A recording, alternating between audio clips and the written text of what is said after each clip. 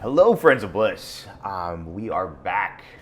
We are back in New York City, and we are featuring this month's episode of What's in the Box with my good friend Brandon Anderson.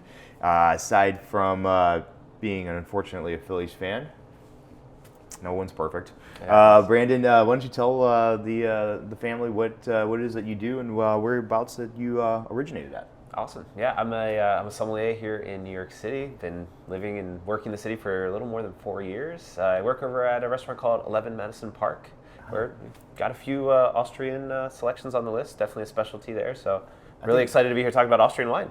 I think I've heard of this place. Is this like one of those like mom and pop kind of like operations? Like you've been around for a couple of months, right? It's kind of like a bit of a new thing in town. I think 25 years is what the anniversary is going to be in the fall here. Jeez, So that's awesome. Yeah, like one of the truly best restaurants in the world. And this is an opportunity for us to go back to one of our favorite places, Das Österreich.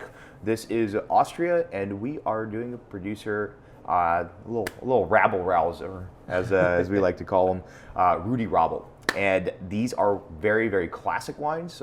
Sometimes we bring you things that are a little bit off the beaten path, a little bit more avant-garde. Today we are doing some really classic Riesling, Grüner-Veltliner, and Pinot Noir. So a little backstory about Rudi. Rudi Rabl is, I believe, the 8th or 9th generation winemaker. This is a family winery that was started back in 1750. Yes, you heard that right. During the Austro-Hungarian Empire. And this is a winery that's located in the Kamptal, which is a region that is basically, an hour or so away from Vienna, due west. It is called the Kamptal because it has a river called the Kamp that runs through it. And this is the confluence of that little small river and the Danube.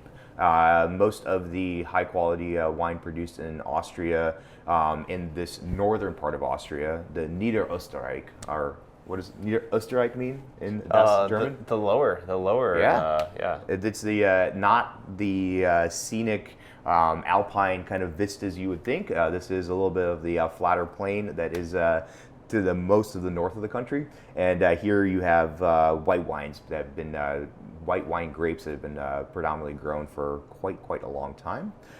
The Kamptal is a fairly important wine region in Austria. Next door is like the famous one, Wachau, but this is literally right next door. And here we have some really cool examples of some single vineyard and some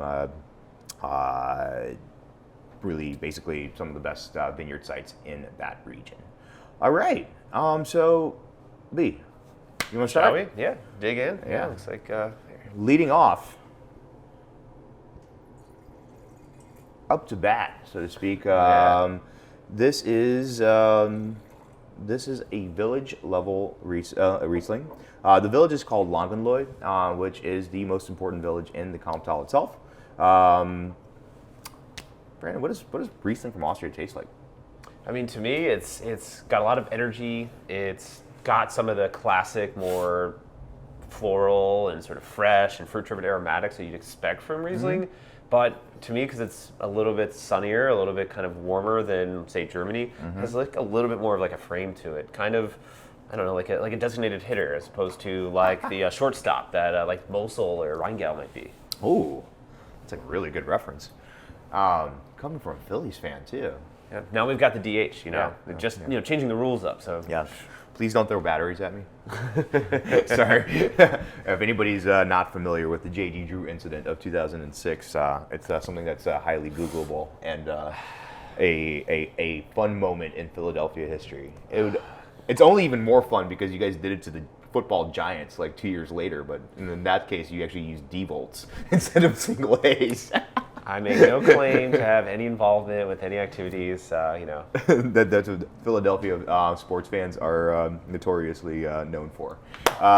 This is a Riesling that, one of the really cool, interesting things about, I'm sure you've had Riesling from us before. We have lots of them. It's our favorite white grape.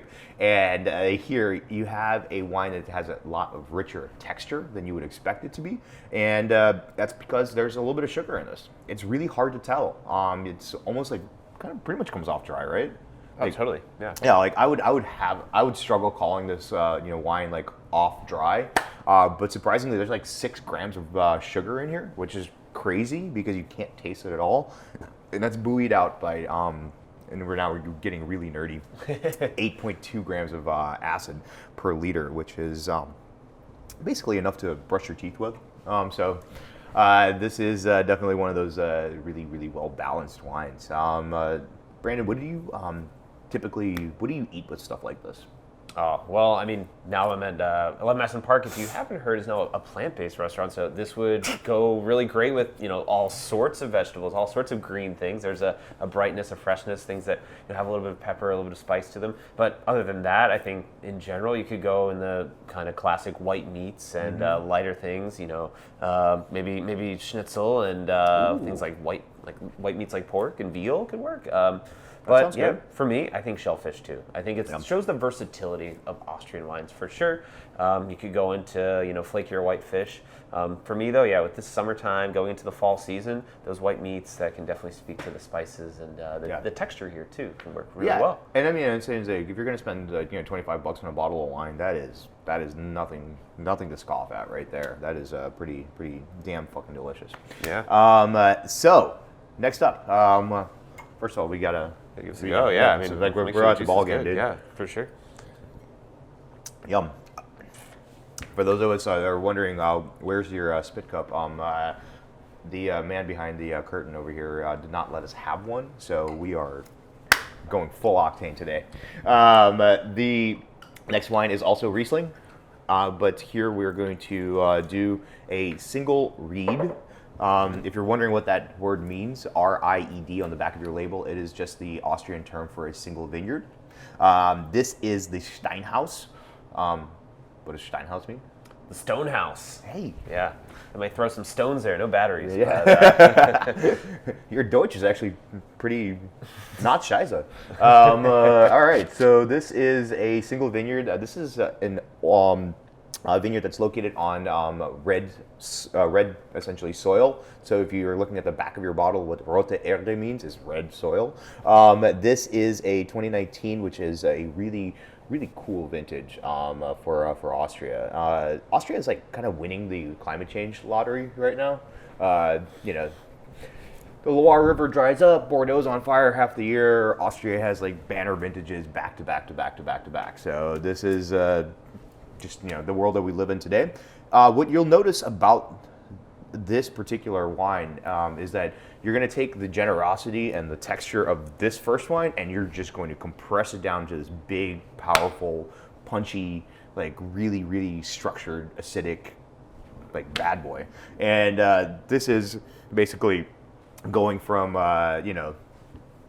double A to major leagues right away, if not all-star level. And this is a wine that like all those kind of like tropically a little bit fruitier notes that you got in the first wine. This wine tightens them up. Like what do you kind of walk us through this a little bit?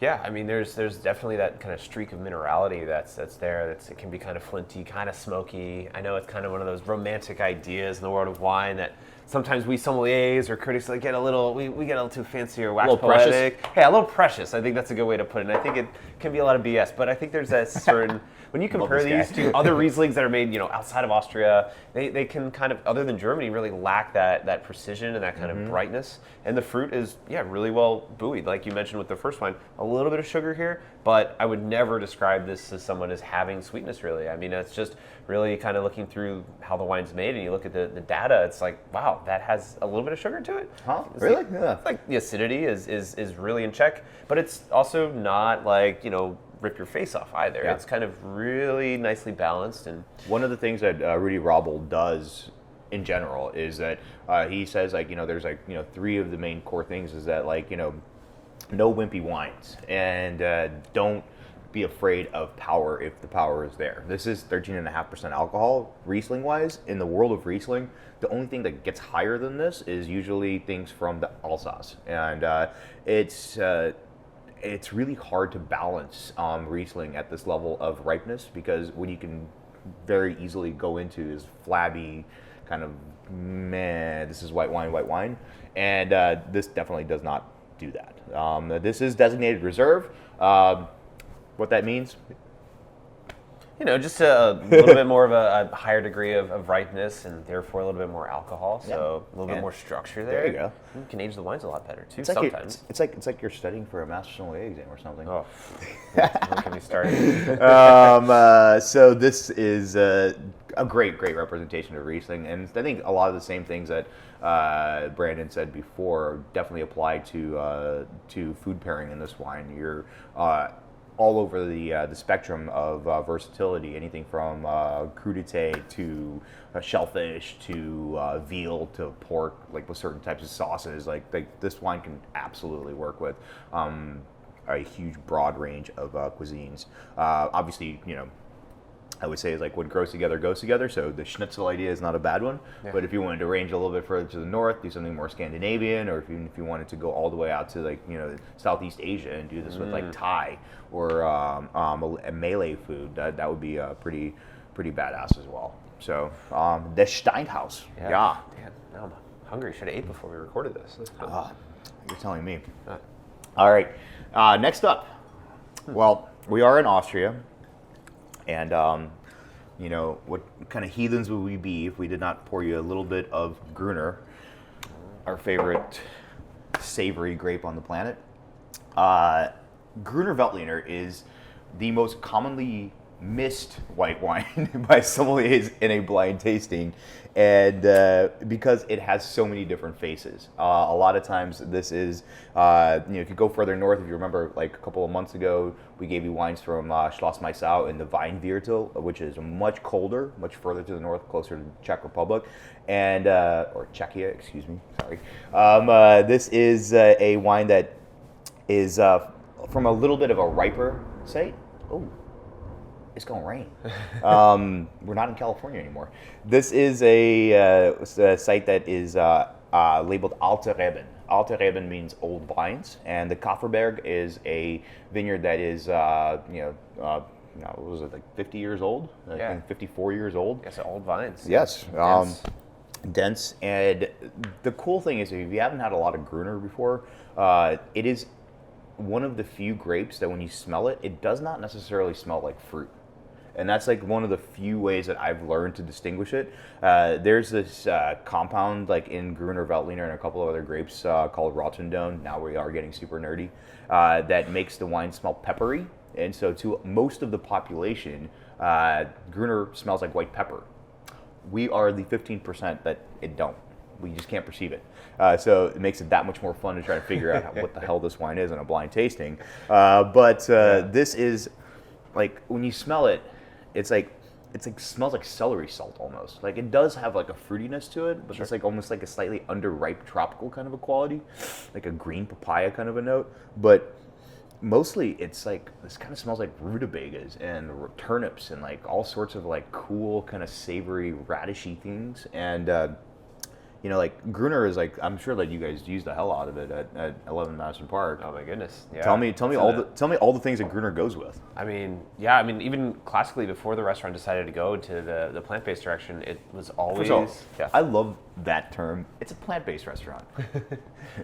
Saying vegan's not cool anymore? I mean, I don't know, because maybe there are some things like leather-bound wine list that might not qualify as vegan. It's a little bit safer. We're coming out of a pandemic here. Yeah. We can't replace everything all at once. We got to change the menu first. I don't want any vegans out there to come to the restaurant and say, "Hey, you said it was a vegan restaurant, but you've got some leather on the list." But Gruner has classically been a big part of the wine program. It's such a historic sort of place. 11 Madison Park, and they've done such a great job, my predecessors, of building a list of all these great food-friendly wines. Whether you're talking from crudité to bigger, richer vegetable dishes, your white asparagus when in season in the spring, that's a classic Austrian element. But even getting into white wine with meat. I mean, people talk too seldom about having a richly textured white wine with meat, and I think that can be really special. It can be more refreshing. It can have not having the tannic quality that red wines have. You can drink more of it, and let's be real. I mean, we're all probably trying to do that at some point, especially these long tasting menus. You want variety, and I think Gruner does that. But yeah, the sort of dishes that I think would work with it. I mean, in the restaurant, maybe outside of the restaurant, fish dishes that have a little bit of richness. I love the talking about Riesling and some of those southeast exotic kind of spice and aromatic herbal kind of notes. So I think that kind of fits here. You could definitely go in that kind of direction. Anything that's got like, I don't know, that sort of lemongrass, or maybe even something that has just a little bit of spice, not too much heat to it. But yeah, I would even go into like, roasted meats could even work here. Yeah. I think Gruner is like one of those. If we're continuing the baseball reference train, the most, in my opinion, the most important and the most like underappreciated position in all of baseball is the catcher, who is basically like where you got spoiled in St. Louis. We had Yadi Molina for 20 years, but it's one of those kind of positions that it's the field marshal basically of the entire team, and Gruner is one of those grapes. It almost like always like anchors the pairing menu. It's probably like usually like one of the last, if not the last, white wine you have in a tasting menu, and then it kind of leads into something else that's either orange or red. And it works so well with dishes that are very difficult to traditionally work with. The classic sommelier example is that like vegetables are very tough to pair with because you don't really want your wine to smell like vegetables all too much, and so there's not like a natural bridge.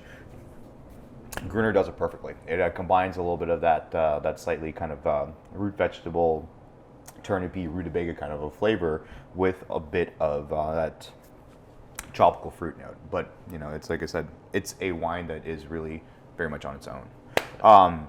Pretty freaking good, right? Yeah. This is great. I mean, it's balanced. I can't say I find the white pepper thing, but I definitely find all those other kind of like turnipy, radishy sort of things. It's round, but it doesn't have any real oak influence. You're not really looking for that kind of spice box. It's kind of really a distinctive thing, and I think that's the big story about Austrian wine is that they're distinctive. No one can really pull off Grüner-Veltliner like they can in places like the Kemptal and the Ringwachau. It's a reason that it's a special sort of distinctive sort of thing. Yeah. There's a reason why we have to blind taste it. Yeah.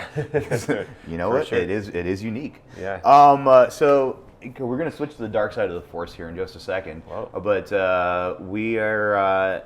I wanted to go back and mention that, like I said, this winery's been in the family since 1750. Like that is, that's some running time. Longer than baseball's been around. I mean, yeah. Yeah, actually, longer than Merck has been around. So about 100 years ago, this was very not typical. They actually used to sell their wines in whole barrels to the best local inns around Austria, and think of it as like this is like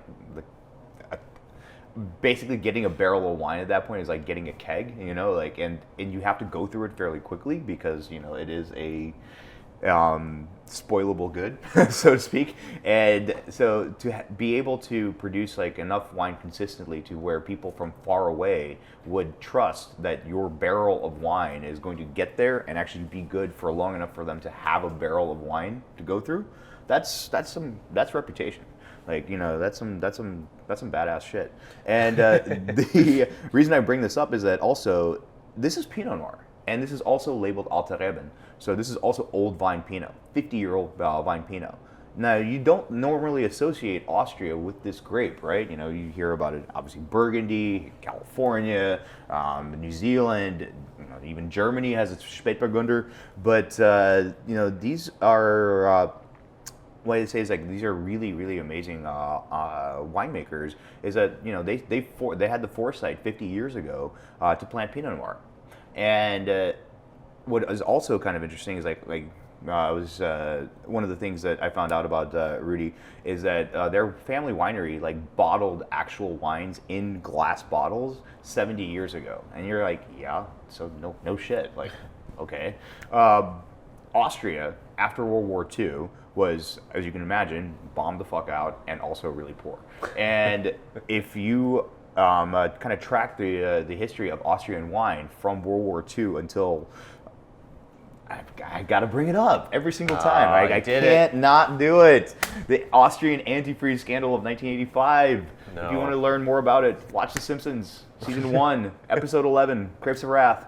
The Austrian wine industry, thanks to the help of a viticulturalist named Lenz Moser, in the 1950s, he developed a trellising system, basically like how you do canopy management, that allowed for the maximum amount of yield from a particular plant. So that was great because now you can make more wine and sell it at a cheaper price than most other places can. And so Austria became basically the low-cost white wine, center of production for all of Europe. Nice. And that's what they did and they just kept making more and more and more and more shitty wine until they had to put, something that sounds like a lot like antifreeze in it. But the reason that I'm bringing this up is that they never did this. They have been around long enough to where they did not go the more is more phase, and they were making high quality wines when a lot of other people around them were making as swilly as they possibly could. So Pinot Noir tastes very much like like the entire kaleidoscope of colors can. Like it tastes completely different from depending on where it's grown at. So you think of Burgundy, a little bit earthier, but a lot more kind of red fruit, and a lot more kind of like lifted aromatics. You think of like California, riper, bigger, bolder, Oregon. Like every single one of these places has a very distinctive kind of a flavor. Be like, what do you think this actually? What do you get out of this particular Pinot Noir that says like, hey, I'm Österreichisch? Well, yeah, I mean, this is kind of now. Pardon if you're not like super up on other Austrian red wines, because they're often not talked about as much as they deserve to be, but things like Blaufränkisch and Zweigelt, they kind of share this kind of theme of like, there's this lovely red fruit, there's this like kind of earthy, kind of foresty, a little bit mineral, but they've got a real sort of generous, like ready to drink kind of quality to them too. They're not too closed down and say restrained like maybe some of their German neighbors. They're a little bit more like cordial. They're a little bit more like kind of slightly more fun, and they have a little bit more kind of like generosity. So I think that floral note there really comes out, and I think it's probably one of the most exciting to taste in the lineup, because yes, you have these classics, but to see Alter Reben, old 50-year-old, like who knew that they were actually growing Pinot Noir 50 plus years ago? First one I've seen from Austria, like pretty nutty, but yeah, really get that lovely kind of like medley of different red fruits. A lot of that like cranberry, that sort of like red and black cherry, that Bing Morello cherry kind of thing coming out. And there's earth too, though. It's not just a fruit, bowl. Yeah, and I mean, I think you hit it right on the dot, Brandon. Is that like who knew that this existed? Because if you look on the back of the label, the rest of these say Comtal DAC, so that's the appellation, and so like that's like the place where it comes from. This has to be labeled Niederösterreich. This has to be labeled just wine of Lower Austria, because Pinot Noir is not like an accepted grape to be able to be labeled as a wine from that particular region, even though it comes from there.